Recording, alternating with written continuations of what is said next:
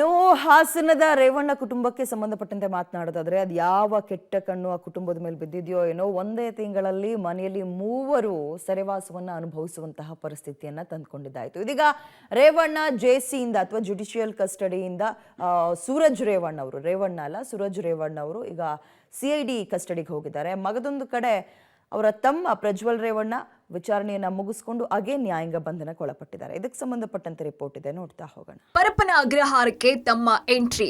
July 1ರ ತನಕ ಅಣ್ಣ CID ಕಸ್ಟಡಿಗೆ. ಅತ್ಯಾಚಾರ ಮತ್ತು ಲೈಂಗಿಕ ದೌರ್ಜನ್ಯದ ಆರೋಪವನ್ನ ಎದುರಿಸ್ತಾ ಇರುವಂತಹ ಮಾಜಿ ಸಂಸದ ಪ್ರಜ್ವಲ್ ರೇವಣ್ಣಗೆ ಕೋರ್ಟ್ ಜುಲೈ 8ರ ತನಕ ನ್ಯಾಯಾಂಗ ಬಂಧನ ವಿಧಿಸಿದೆ. ಇನ್ನೊಂದ್ ಕಡೆ ಅವರನ್ನ ಸೂರಜ್ ರೇವಣ್ಣ ಅವರನ್ನ ಕೋರ್ಟ್ ಜುಲೈ 1ನೇ ತಾರೀಕು ತನಕ ಸಿಐಡಿ ಕಸ್ಟಡಿ ಕೊಟ್ಟಿದೆ. ಇನ್ನು ನ್ಯಾಯಾಂಗ ಬಂಧನದಲ್ಲಿದ್ದಂತಹ ಸೂರಜ್ನನ್ನ ಇದೇ 42ನೇ ಎಸಿಎಂಎಂ ಕೋರ್ಟ್ 8 ದಿನ ಕಾಲ ಸಿಐಡಿ ಕಸ್ಟಡಿ ಕೊಟ್ಟಿದೆ. ಒಂದೇ ತಿಂಗಳಲ್ಲಿ ರೇವಣ್ಣ ಮತ್ತು ಮಕ್ಕಳು ಜೈಲಿಗೆ. ಮಾಜಿ ಸಚಿವ ರೇವಣ್ಣರ ಮೊದಲ ಪುತ್ರ ಸೂರಜ್ ರೇವಣ್ಣ ವಿರುದ್ಧ ಅಸಹಜ ಲೈಂಗಿಕ ದೌರ್ಜನ್ಯ ಕೇಸ್ ದಾಖಲಾಗಿತ್ತು. ಇದೀಗ ಸಿಐಡಿ ಕಸ್ಟಡಿಯಲ್ಲಿದ್ದಾರೆ. ಮೊನ್ನೆ 42ನೇ ಎಸಿಎಂಎಂ ಕೋರ್ಟ್ ಸೂರಜ್ಗೆ 14 ದಿನಗಳ ನ್ಯಾಯಾಂಗ ಬಂಧನವನ್ನ ವಿಧಿಸಿದ್ದು ಸೂರಜ್ರನ್ನ ಪರಪ್ಪನ ಅಗ್ರಹಾರದ ಕ್ವಾರಂಟೈನ್ ಜೈಲಿಗೆ ಶಿಫ್ಟ್ ಮಾಡಲಾಗಿತ್ತು. ತಮ್ಮ ಪ್ರಜ್ವಲ್ ಇದ್ದಂತಹ ಕೊಠಡಿಯನ್ನೇ ಅಣ್ಣ ಸೂರಜ್ಗೂ ಕೂಡ ಕೊಟ್ಟಿದ್ದಂತಹ ಜೈಲ್ ಅಧಿಕಾರಿಗಳು ಜೈಲೂಟವನ್ನು ಕೊಟ್ಟಿದ್ರು. ಇನ್ನು ಕಿಡ್ನಾಪ್ ಪ್ರಕರಣದಲ್ಲಿ ತಂದೆ ರೇವಣ್ಣ ಅತ್ಯಾಚಾರ ಕೇಸ್ನಲ್ಲಿ ತಮ್ಮ ಪ್ರಜ್ವಲ್ ಹಾಗೂ ಅಸಹಜ ಲೈಂಗಿಕ ದೌರ್ಜನ್ಯ ಕೇಸ್ನಲ್ಲಿ ಸೂರಜ್ ಜೈಲು ಸೇರ್ಕೊಂಡಿದ್ದಾರೆ. ಒಂದೇ ತಿಂಗಳಲ್ಲಿ 3 ಮಂದಿಯೂ ಸೆರೆವಾಸವನ್ನ ಅನುಭವಿಸುತ್ತಾರೆ. ಸೂರಜ್ ರೇವಣ್ಣ ಪ್ರಕರಣಕ್ಕೆ ಸಿಐಡಿ ಎಂಟ್ರಿ. ಸೂರಜ್ ವಾಸವಿದ್ದ ತೋಟದ ಮನೆಯಲ್ಲಿ ಪಂಚನಾಮೆ. ಇನ್ನು ಸೂರಜ್ ಕೇಸಿನ ಬಗ್ಗೆ ಸಿಐಡಿ ತನಿಖೆ ಕೈಗೊಂಡಿದ್ದಾರೆ. ಮೊನ್ನೆಯೇ ಹಾಸನ ಪೊಲೀಸರು ಕೇಸ್ ಫೈಲ್ ಅನ್ನ ಸಿಐಡಿಗೆ ಹಸ್ತಾಂತರಿಸಿದ್ದಾರೆ. ಮೊನ್ನೆ ಸಂತ್ರಸ್ತನ ವೈದ್ಯಕೀಯ ಪರೀಕ್ಷೆಯೂ ಕೂಡ ನಡೆದಿದ್ದು ಸಿಐಡಿ ಸಂತ್ರಸ್ತನ ಹೇಳಿಕೆ ಪಡ್ಕೊಂಡು ಹಾಸನದಲ್ಲಿ ಸ್ಥಳ ಮಹಜರಿಗೆ ಕರ್ಕೊಂಡು ಹೋಗಲಾಗಿದೆ.